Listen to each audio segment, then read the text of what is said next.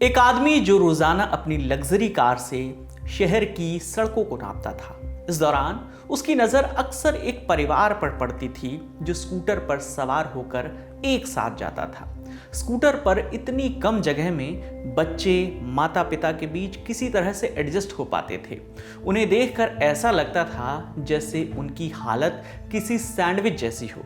ये देखकर luxury car वाला शख्स सोचने लगता था कि कितना अच्छा होता ना कि इन लोगों के पास एक छोटी सी ही सही लेकिन अपनी कार होती, ताकि वो आराम से उसमें बैठ कर जाते।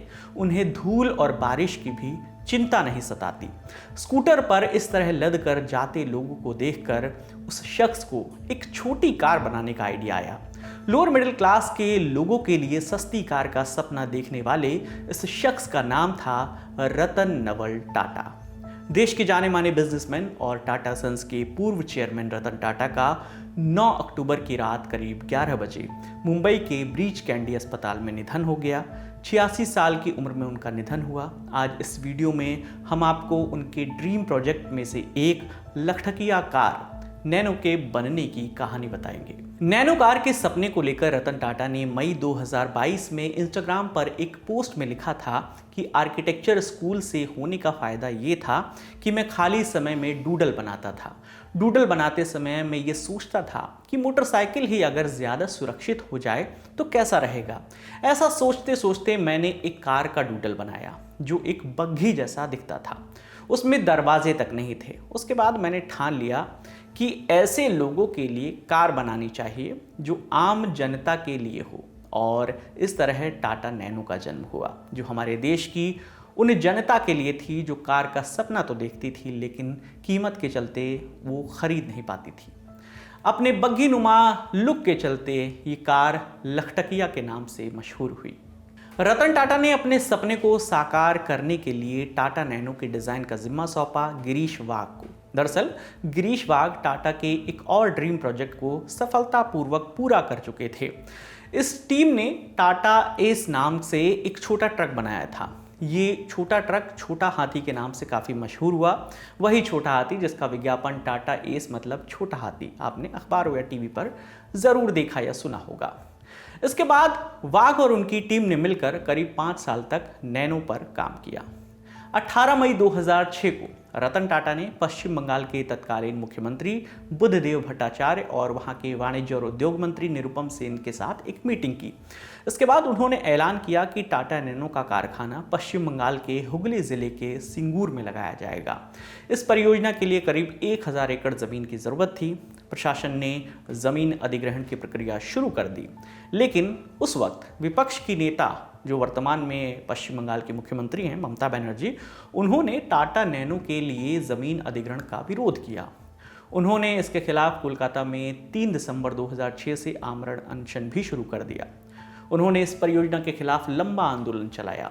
इधर सिंगूर में जो प्लांट लगा था टाटा नैनो का, वहां पर प्रोडक्शन शुरू हो चुका था, लेकिन राजनीतिक विरोध और कर्मचारियों की सुरक्षा को देखते हुए 3 अक्टूबर 2008 को रतन टाटा ने कोलकाता में एक प्रेस कॉन्फ्रेंस करके ये ऐलान किया कि वो नैनो कार परियोजना को सिंगूर से हटाकर कहीं और ले जाएंगे। उन दिनों मौजूदा प्रधानमंत्री नरेंद्र मोदी गुजरात के मुख्यमंत्री थे और उन्होंने टाटा के इस प्रोजेक्ट को साणंद में लगाने का प्रस्ताव दिया और इसके लिए हर ज़रूरी सहूलियत भी मुहैया कराई।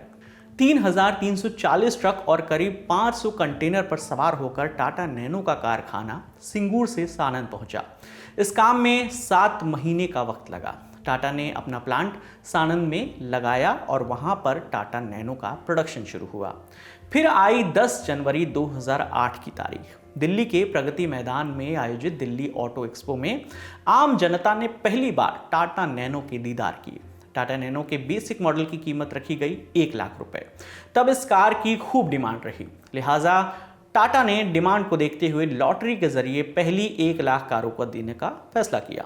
इसके लिए 2 लाख से ज़्यादा लोगों ने आवेदन किया, उनमें से 1 लाख लोगों को चुना गया। 17 जुलाई 2009 को रतन टाटा ने मुंबई में पहली टाटा नैनो कार की चाबी अपने हाथों से कस्टम विभाग के कर्मचारी अशोक रघुनाथ विचार्य को सौंपी थी। लेकिन साल 2009 में जन्मी टाटा नैनो कार 2019 तक दम तोड़ने लगी। कार की चीप ब्रांडिंग ही बैकफायर करने लगी और लोग नैनो में इन्वेस्ट करने से बचने लगे। कार और भी कई विवादों से घिरी, जिसमें सेफ्टी और मैकेनिकल इश्यूज भी शामिल थे।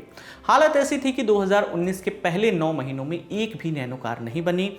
वहीं इस साल सिर्फ एक नैनो कार ही बिकी थी, वो भी फरवरी के महीने में। इसके बाद रतन टाटा ने नैनो कार का प्रोडक्शन ही बंद करने का फैसला लिया। हालांकि बीते दिनों ऐसी खबरें आई थी कि आने वाले दिनों में टाटा कंपनी नैनो का ईवी वर्जन लॉन्च कर सकती है। तो ये थी टाटा नैनो के बनने की कहानी। मेरा नाम विकास वर्मा है। देखते रहिए दी ललन टॉप। शुक्रिया।